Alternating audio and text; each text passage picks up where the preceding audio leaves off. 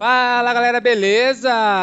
Partiu vídeo novo no canal, estamos juntos, estou com vocês e trazendo agora um pouco aí sobre serviços de RPC. A gente vai falar um pouco mais tecnicamente, fugir um pouco aí de explicações.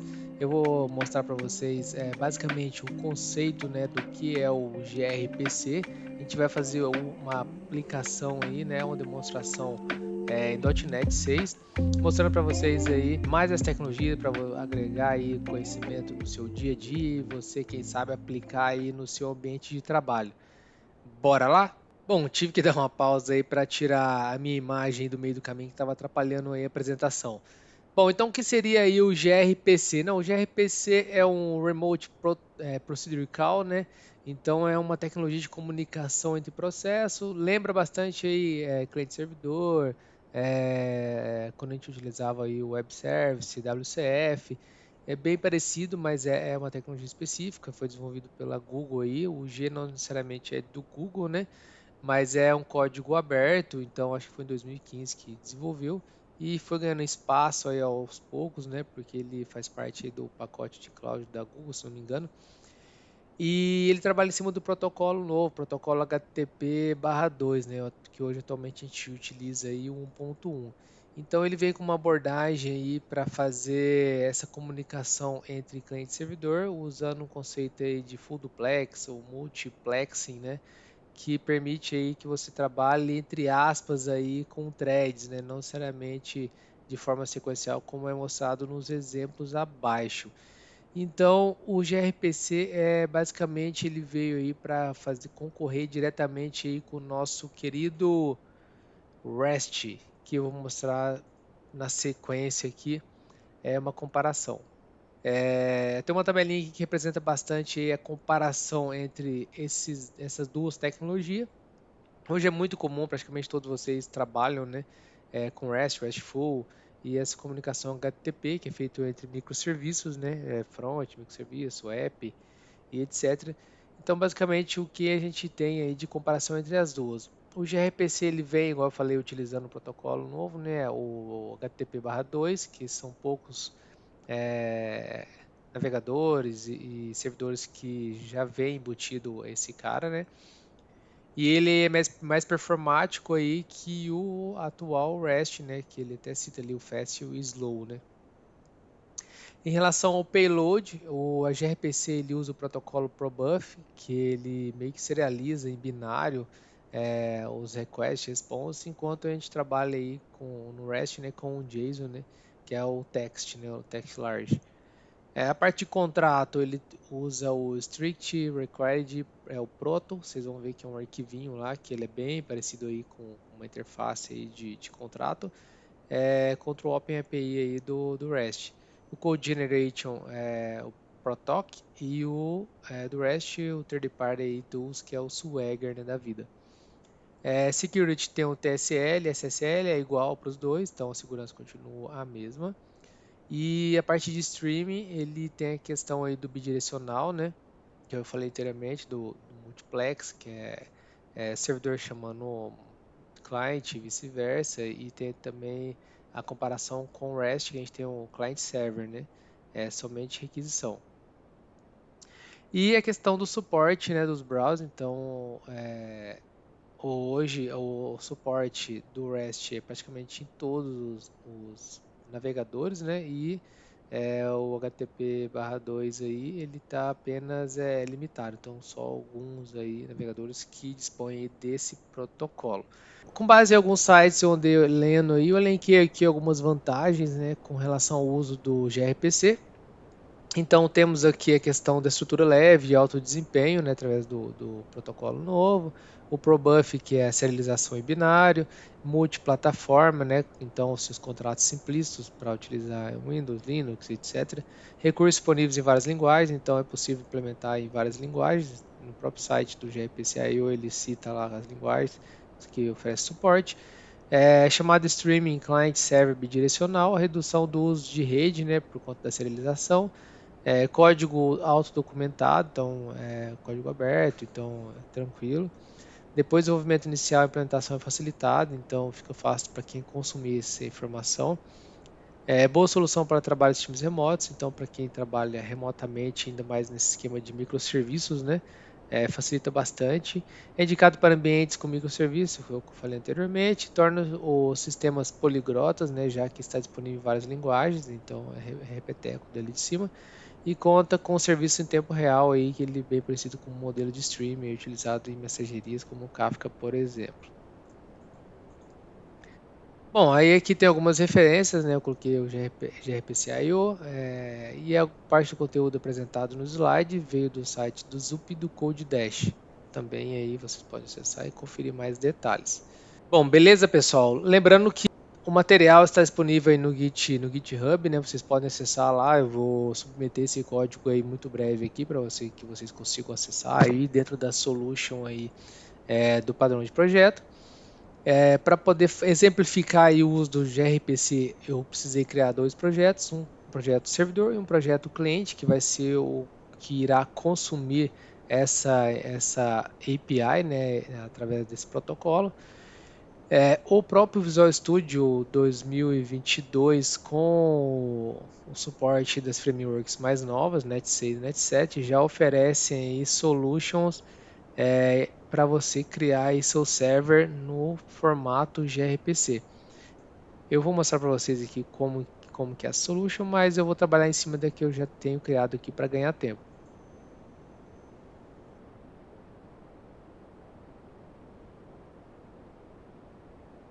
Então, exemplificando igual eu falei, se você for em File, New Project e você na busca escrever aí, né, o gRPC, o próprio Visual Studio vai te dar um template aí de ASP.NET Core gRPC Service.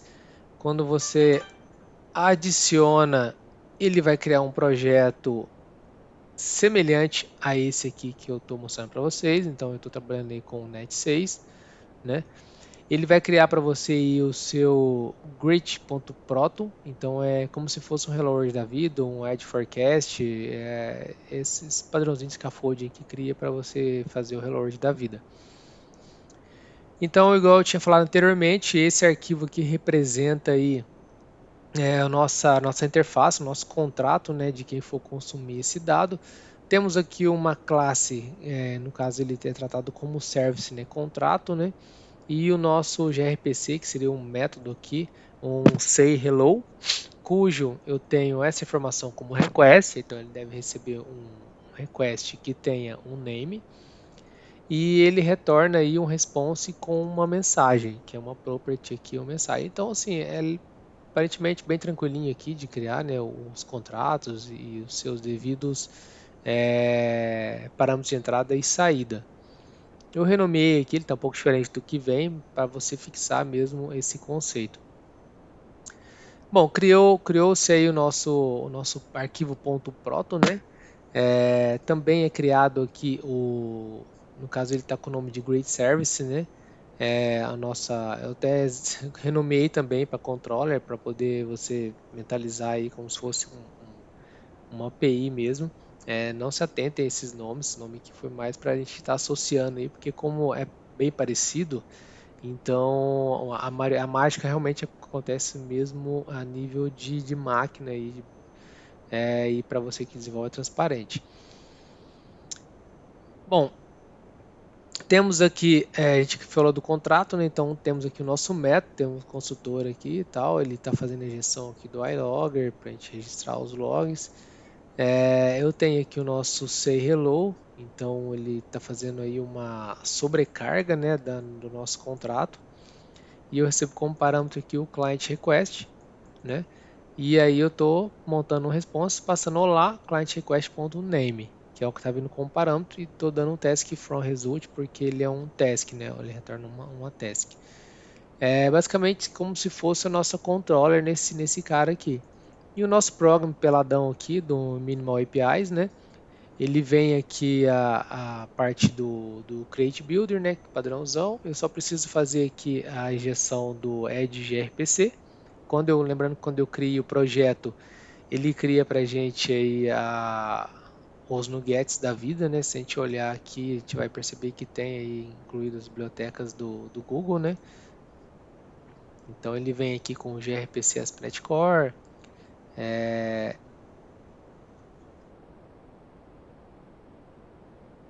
todos esses outros pacotes aqui que acabam vindo junto aí para compor essa solution do gRPC.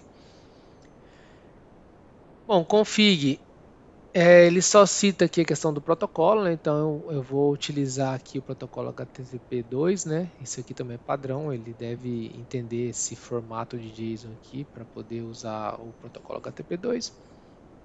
E com isso, o nosso service ficou assim bem simplista assim para fins de testes mesmo de como funciona. Para consumir esse dado, criamos um projeto aí do tipo console application, né? Temos o nosso program CS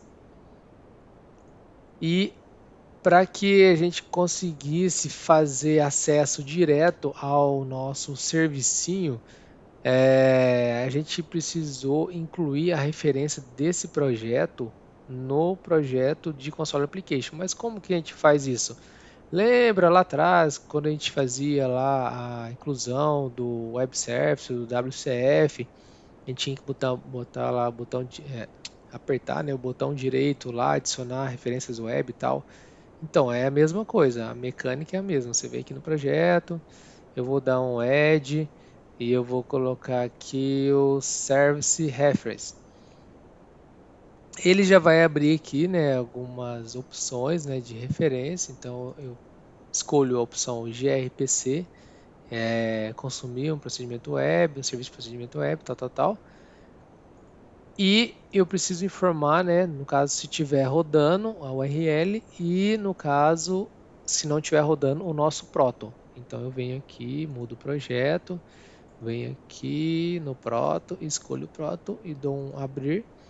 O nome aqui, ele sugere, né, que eu seja criado como cliente.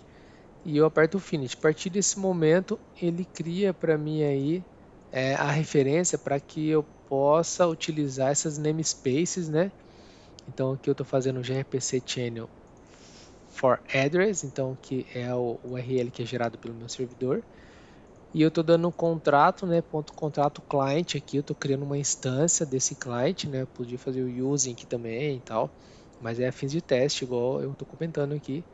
Passando esse channel, que é as informações do endereço. Montei uma request, então coloquei aqui João, né, na propriedade name, né? E eu fiz aqui um client.sayHelloAsync, que é o nosso método. Lembrando que sempre passar o await para guardar o retorno aí do outro lado. Feito isso, eu tenho a resposta e eu estou exibindo aqui a nível de console mesmo a mensagem, saudação, tal, e aí pressiono para sair.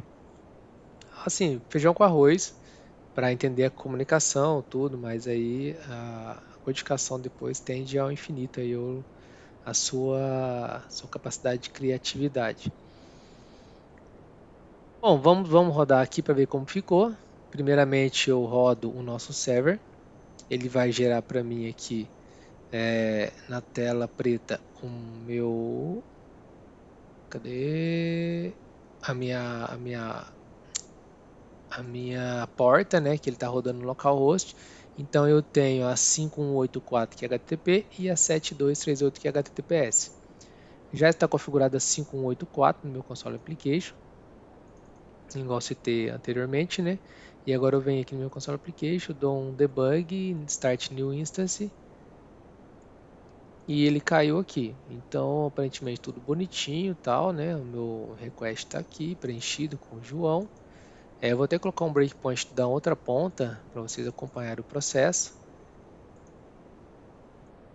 Eu apertei aqui continue F5, ele caiu lá no meu servidor, né? Então ele está lá preenchendo, ele vai lá, ele vai setar aqui o nome que chegou como parâmetro, concatenar uma string à toa e devolver para mim, né?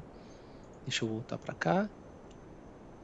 E ele me devolve aqui o Olá João. Então vai exibir no meu console aqui, né? Olá João. Olá, João, e qualquer tecla para sair. Bom, e é isso. Então, isso lembra bastante, igual eu citei, né? Quem já trabalhou com WCF, com Web Service, vai lembrar, né, associar bastante o uso desse mecanismo aí, desse procedimento de comunicação cliente-servidor bidirecional, né? Fazendo o empacotamento aí de forma binária. Espero que vocês tenham gostado. Eu gostei, particularmente gostei bastante da mecânica, a forma com que as coisas acontecem aqui. Eu pretendo aplicar isso em projetos futuros. E se você está curtindo o nosso canal aí, dá aquela força para que a gente cada vez mais possa estar buscando conteúdos atualizados e bacanas para vocês aí, tá se capacitando, tá aplicando, porque a ideia do nosso canal é justamente essa, a gente dá aí vários insights aí para vocês terem a oportunidade de estar aplicando no dia a dia. Às vezes vocês não têm uma visão de que existe tal recurso, então a ideia é a gente aos poucos explorando, né, as possibilidades de estar aplicando isso em todos os cenários. Beleza? E é isso, pessoal. No mais aí, muito obrigado e até a próxima. Valeu!